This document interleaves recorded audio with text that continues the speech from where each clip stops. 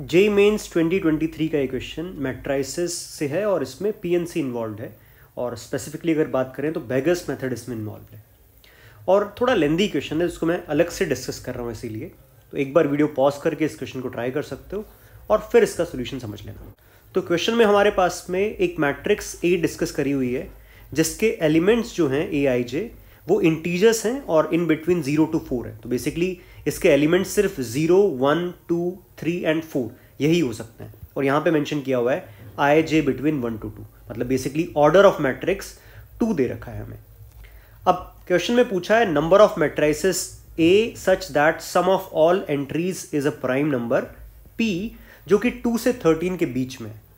तो अगर हम एक मैट्रिक्स बनाए यहाँ पर इस तरह से x, y, z and w और इसके एंट्रीज का सम क्या होना चाहिए, प्राइम नंबर p होना चाहिए। तो मैंने लिखा x plus Y plus Z plus W should be equal to p और यहाँ पे x, y, z क्या हो सकता है, ये जो x, y, z, w हैं ये सब 1, 0, 1, 2, 3, 4 यही नंबर हो सकते हैं और p कैसा है, हमारा प्राइम नंबर है। तो p प्राइम नंबर है तो p के पास क्या ऑप्शंस हैं, 3, 5, 7 और 11, 13 पर ओपन ब्रैकेट है। तो ये किसकी वैल्यूज हो सकती हैं, p की वैल्यूज हो सकती हैं। तो अब अगर तुमने बेगस मेथड तुम्हारे दिमाग में है, मतलब आइडेंटिकल ऑब्जेक्ट्स का डिस्ट्रीब्यूशन, तो ये क्वेश्चन उस पर शिफ्ट हो चुका है। x plus Y plus Z plus W का सम p होना चाहिए और p की वैल्यू 3, 5, 7, 11 ये पॉसिबिलिटीज हैं। तो एक एक करके हम सारी पॉसिबिलिटीज काउंट करते हैं। तो पहला केस अगर हमारे पास में p कितना हो जाए, 3 हो जाए, तो p 3 हो जाए तो बेसिकली हम 3 कॉइन्स को डिस्ट्रीब्यूट कर रहे होंगे 4 बेगर्स पर, ठीक है, 4 बेगर्स पर, क्योंकि x, y, z की वैल्यूज क्या हो सकती हैं, 0, 1, 2, 3, 4 हो सकती है। तो हमें 3 डिस्ट्रीब्यूट करना है एक तरह से 4 beggars x, y, z and w पर। तो कितने तरह से ये काम कर सकते हैं, 3 प्लस 4 माइनस 1 C4 माइनस 1।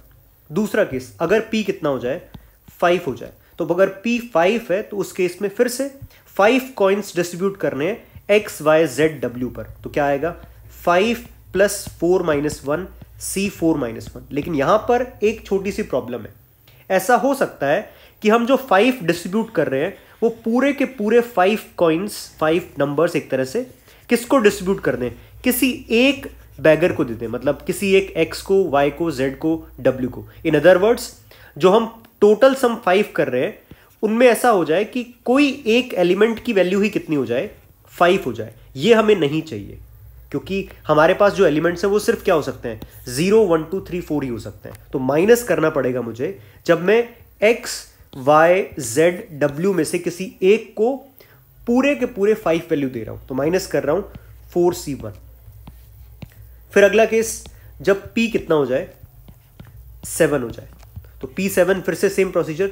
तो हमारे पास में आएगा 7 plus 4 minus 1 C4 minus 1 minus जब हम किसी एक को x, y, z, w में से किसी एक को 5 या उससे ज्यादा वैल्यूज दे दें। तो 5 अगर हमने 7 में से अगर हम 5 किसी एक को दे दें तो 4C1 वेज हैं उसके। अब उसके बाद हमारे पास डिस्ट्रीब्यूट करने के लिए 2 कॉइन्स बचेंगे जो मैं 4 लोगों में डिस्ट्रीब्यूट कर रहा हूं। तो आएगा 2 प्लस 4 माइनस 1 C4 माइनस 1, ठीक है। और उसके बाद एक केस बचा हुआ है p इज इक्वल टू 11 का। अब स्पेस बचाने तो उसको मैं अलग से लिख दूंगा, तो पहले इन्हीं को समेट लेते हैं हम। तो p3 वाले केस के लिए हमारे पास में टोटल चॉइसेस कितनी बनी, p3 के लिए बन रही है हमारे पास में 6C3 प्लस p अगर 5 हो जाए तो चॉइसेस कितनी बन रही है, देखो 9 माइनस 1 8C3 माइनस 4।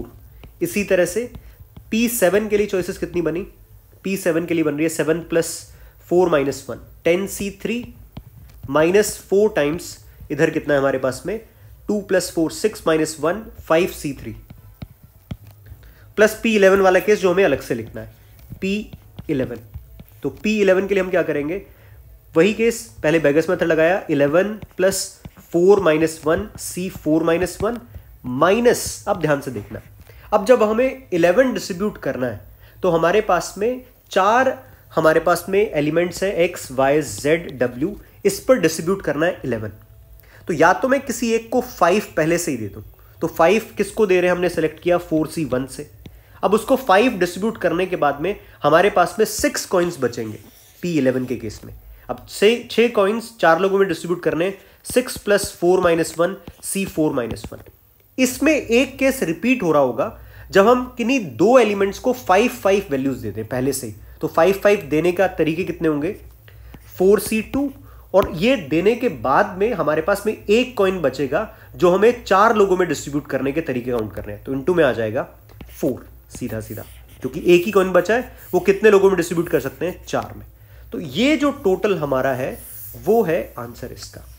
तो डेफिनेटली एक लेंथी क्वेश्चन है जेईई मेंस के हिसाब से। अब इसको सॉल्व कर लेते हैं, काउंट कर लेते हैं जल्दी से। तो 6C3 कितना रहेगा, ये 654 / 6 कितना बना ये 20, प्लस P5 के लिए 8C3 मतलब 8, 7 6/6 - 4, 8 × 7 56 - 4 प्लस 52, प्लस P7 वाला केस 10C3 मतलब 10 9 8 / 6 - 4 × 10, ये कितना बनेगा देखो 3 4 120 - 40 प्लस 80, और फिर P11 वाला केस, तो ये है 11 + 4 15 - 1 14C3 मतलब 14 13 12/6 माइनस 4 × ये कितना है 6 + 4 - 1 9C3 माइनस 6 × 4 24।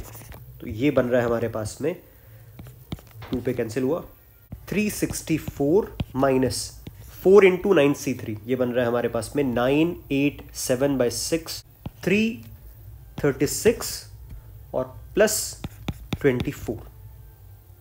तो ये फाइनल आंसर रहेगा 20 + 52 + 80 प्लस इधर कितना है 388 - 336 52।